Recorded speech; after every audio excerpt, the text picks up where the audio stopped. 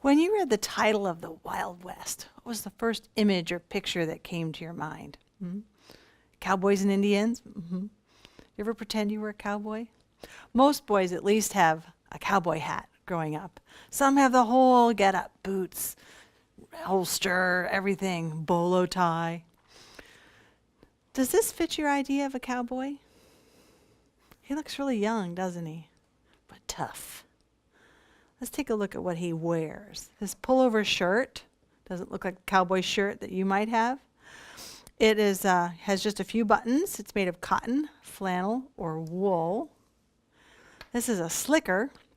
It was worn to keep the cowboy dry in the rain and snow. It was made of oilcloth, and it was split in the back for use while riding and walking.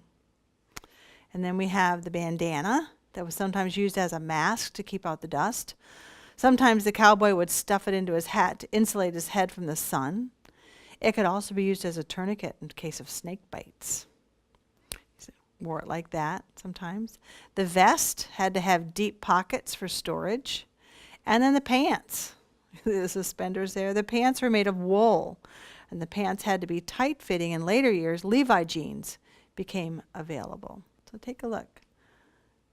Okay. Got the whole get up there. And he's got chaps and boots, leather gloves, and a lariat. Each piece was necessary for varying terrain or weather conditions. Now look at the title of today's lesson on page 60. Cowboys and Longhorns, the Frontier. I think you're going to enjoy this lesson. But first, let's make sure you know the meaning of the word frontier. Look it up in your glossary. And if it helps you to have a little bookmarker of some kind, I have a tab right here. That way it takes me only seconds to flip to the glossary and then find the word. So we're looking for frontier. Do you have it? Right there, frontier. Land that has not been settled. Well, that's simple. So the frontier is always changing. So once it is settled, it's no longer the frontier. It is a place that is just ahead of the settled areas. So it stays in front of the masses of settlers that were heading west.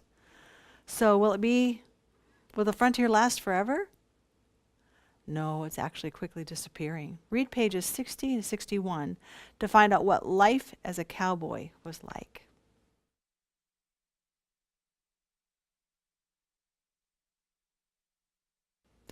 What was the open land in the West called? The frontier. So what happened to the Indians as Americans began to settle the West? Whole tribes of Indians were forced off their lands. White Americans were stealing the land from the Indians. And what does the Bible teach us about stealing? That it's wrong. Cattlemen also played an important role in the development of the American West. Acre for acre, they were responsible for taming more of the frontier than the miners or farmers. And they did so with relish and a romance that have appealed to people ever since. Let's look at the two types of livestock that were mentioned in this section, the buffalo and the longhorn. Now, how are they alike? How are they different? First, let's talk about the buffalo. What are buffalo? Large, shaggy beasts, almost like oxen, that the Indians needed to live. What did the Indians use the buffalo for? Let's try a Venn diagram to help us. The Indians used every part of the buffalo. They used it for food, clothing, and shelter. And what words would you use to describe a buffalo? They're hairy, they're shaggy, and they have short horns. Now, what are longhorns? They're wild cattle that the Spanish settlers brought to America long ago. So what did people in the eastern cities and western towns want longhorns for? Yeah, for the food. And to use the longhorn hide to make leather. And to use the fat to make candles and soap. And what words would you use to describe a longhorn? Long, sharp horns. Did you notice that both of these lists share a couple of items? Let's put the words in a common shared space. Yes, food and horns were on both lists. But another one would be clothing, because leather was used to make many things, including clothing. So although the animals had roamed the Southwest since the Spanish explorers brought the first cattle to the New World, a large-scale open-range cattle business did not boom until after the Civil War. The peak of cowboy activity came in the 1880s. So what kinds of people went west to work as cowboys? Immigrants from Europe, white Americans, black freedmen, Mexicans, Indians. Have you thought about that? Indians as cowboys? What skills were important for cowboys to do their jobs? Well, they had to be good with horses. They had to tame wild horses for riding. They had to throw a lariat or rope around the horns of a stray longhorn. And they had to survive long, hot days and chilly nights. A cowboy was expected to bring his own tools to the job. So what kind of tools do you think a cowboy would need to be successful? It would be impossible for a cowboy to do his job without a good horse. It was usually a good, strong, fast quarter horse. And some cowboys had their own horses, but most ranchers provided horses for the cowboys. Extra horses were taken along on the cattle drives, and they were cared for by a wrangler. But a cowboy usually had his own saddle, and he often used it as a pillow. So look at the different parts of the saddle. Some you know, and others may be new terms. There's the latigo, a heavy, durable, specially tanned leather strap used to connect the cinches to the saddle rigging. There's the horn, the seat, the cantle, the back jockey, the skirt, the fender, and the stirrup. Two other important tools he needed to be skilled with were his gun, that he used for hunting game or shooting rattlesnakes. And so he really liked the Colt 45. It was the preferred tool and became popular in 1836.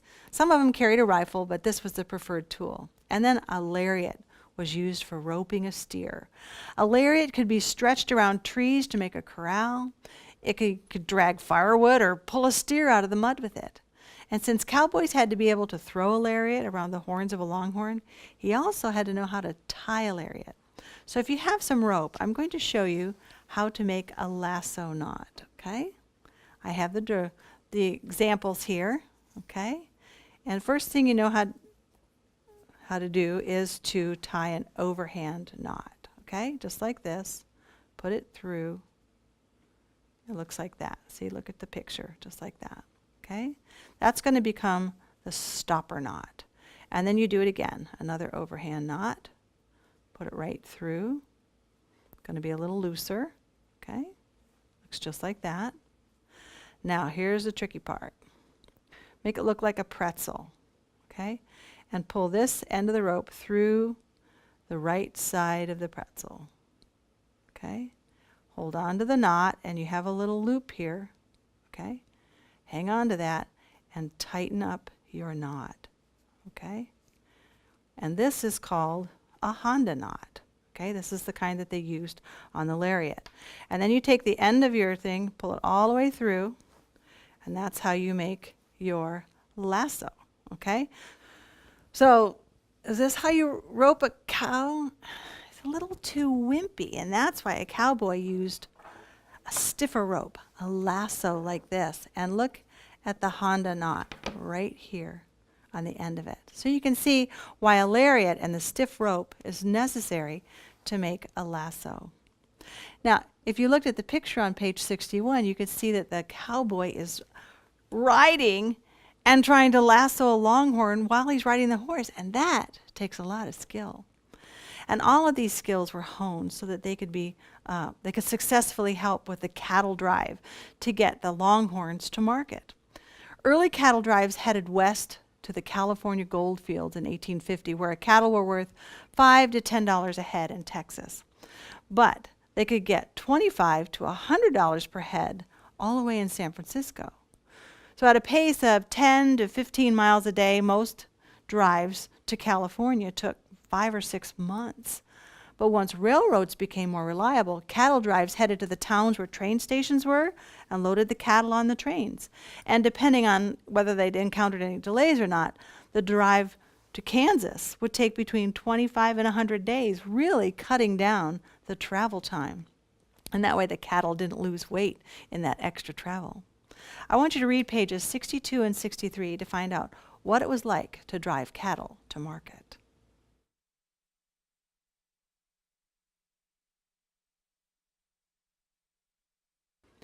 The most important part of a cowboy's job was the trail drive. Getting ready for the drive took careful planning. The ideal herd size was 2,000 4-year-olds, and a rancher set out to gather the herd in the early spring. With so many cattle grazing freely on the plains and often getting mixed up with the cattle of numerous owners, ranchers had to develop a way to distinguish between cattle and who belonged to who. And their solution was branding. You know what a cattle brand is? It's a special symbol on the hide of a longhorn. What was the purpose of them? The brands helped cowboys know whom each longhorn belonged to.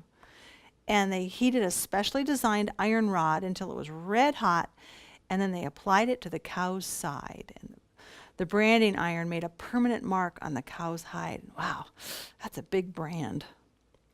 Now, when the ranchers rounded up the cattle before driving them to market, they separated them according to the brands. And ranchers tried to come up with a unique and interesting brand designs that were not easily altered by rustlers or thieves. So I toyed with a couple for Walker. The W has feet for walking. And then there's Lazy Walker. Maybe you could add some snoring to it. Or Crazy Walker on my head.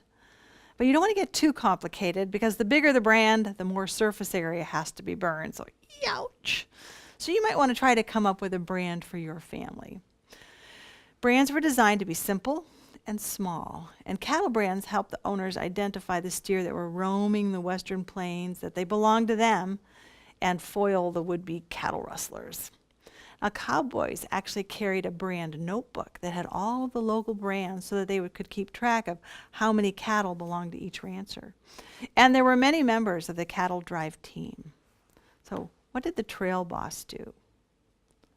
The trail boss, who was paid around $125 a month, was in charge of the cattle drive. And his responsibility was to get the herd to market safely. And about 8 cowboys were hired to work the herd at salaries ranging from $25 to $40 a month. 2 of them were point men, 2 of them were swing men, 2 flank men rode beside the herd to keep the stock from wandering off, and 1 or 2 drag men would bring up the rear, riding in some choking dust that they had to keep any of the weak or tired stragglers moving along. A wrangler was usually the youngest of the hands and was paid the least. He took care of the horses and the riding gear.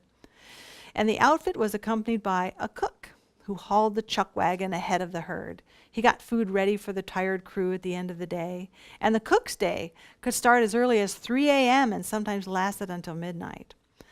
The drive started at daylight and went until sunset, or even later if the trail boss could not find good grass or water. And after dinner, the cowboys' work was still not done.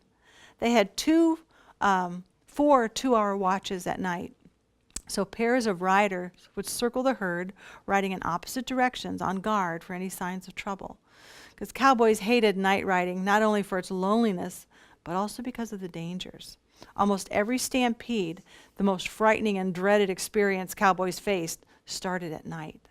A snap of a twig, a strange smell, the flight of a nervous jackrabbit, or a bolt of lightning could set off a stampede. You know what a stampede is. It's when the herd gets frightened and runs away from the trail, and they scatter. And if they couldn't stop the stampede quickly, the cowboys faced several days of gathering up the scattered herd in unfamiliar territory. And even worse, cowboys could be crushed to death by the herd if their horses stumbled and fell in the dust. So to keep the cattle from stampeding, the cowboys often sang at night to calm the herd. Songs that the cowboys sang around the campfire, such as Goodbye Old Paint, Clementine, Red River Valley, You Are My Sunshine, Billy Boy, or Whoopie-Tie-Ya-Yo. Maybe you've sung some of those. Do you know this song?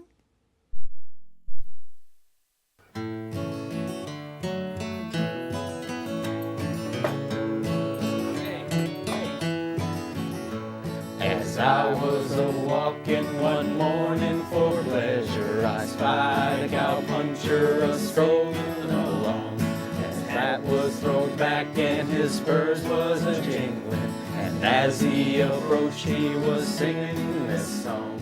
Yippee-ki-yi-o, get along, little doggies.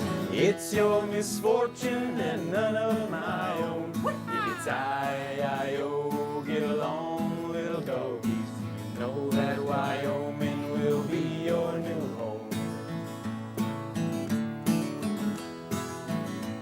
It's early in springtime, we round up them doggies. We mark them and bind them and rob off their tails.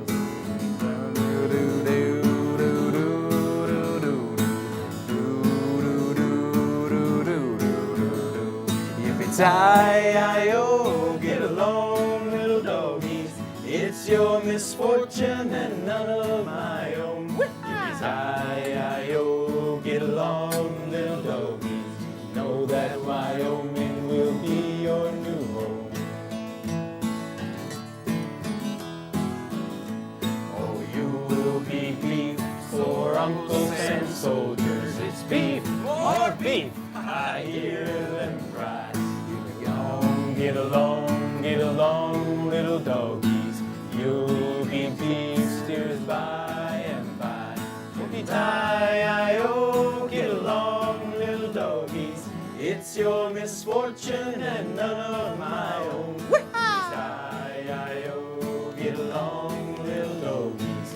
You know that Wyoming will be your new home.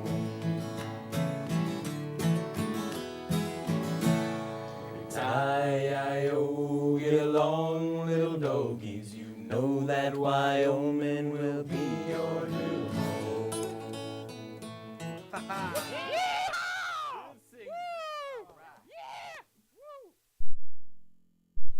Did you sing along? You know, sometimes the words are different because they were passed on by singing, and they could change the words depending on their circumstances. Or even because they forgot the words and they made up their own. That's why you might hear 3 or 4 different versions of the same song. Now, what other kinds of things did cowboys do to relax? They had contests, told jokes, told stories, sang songs. So does a cowboy's life sound glamorous and exciting, or does it sound like lots of work? I think it was a hard life. In fact, the era of the cattle frontier was brief. By the early 1890s, most of the cowboy legends had passed into history, leaving only the dress and the songs to be copied and idealized by modern Americans. And in the 25 years that cattle drives flourished, 40,000 men drove 10 million head of cattle over a network of trails, and most of these trails led north from Texas. But seldom mentioned is the fact that almost 1/4 of the cowboys on the cattle drives were African Americans. Pictures of the period and artwork by artists show faces of young men. It was a rowdy, rough life. And booking and arrest records show that most cowboys were under 20. So the term cowboy was a fitting one. Young cowboys spent a few years riding the range or trail and then usually married, settling down as farmers or ranchers. I still love to read westerns about the life of cowboys or former cowboys that rode the trail. And we'll talk next time about how the cattle trails and cow towns and the lawmen that were brave enough to try and tame the Wild Wild West came into being. Now let's take a look at the activity manual page 27. We're going to match the vocabulary here that we talked about and answer the questions and mark all the correct ones so you know that there's going to be more than one answer for some of them. So what was our big idea for the lesson today? The life of a cowboy was a rough one, yes. And cowboys had to have a special set of skills to do their jobs. Do you remember what they were? They had to be good with horses, tame wild horses for riding, throw a lariat or rope, and survive long, hot days and chilly nights. They had to be prepared for their jobs. The trail boss counted on them to be reliable and to be alert. How do you think they learned that? Well, if you listened, you heard that some of the cowboys on the trail could be as young as 12. I'm sure they learned some things the hard way, but they learned fast or they were not allowed to go on the trail. So what can you learn from this? You're never too young to do your best. And there are many verses about that. 1 Corinthians 9:24 says, "Know ye not that they which run in a race run all, but one receiveth the prize? So run that ye may obtain. And then Proverbs 3:13-4 says, the soul of the sluggard desireth and hath nothing, but the soul of the diligent shall be made fat. And one more, Proverbs 22:29, seest thou a man diligent in his business? He shall stand before kings. He shall not stand before mean men. So find out what is expected of you and do your best to meet that goal. It is a life skill to be able to discover what your boss wants and to do it. And as a Christian, it is important to learn to do your best in all things, not for your glory, but for God's.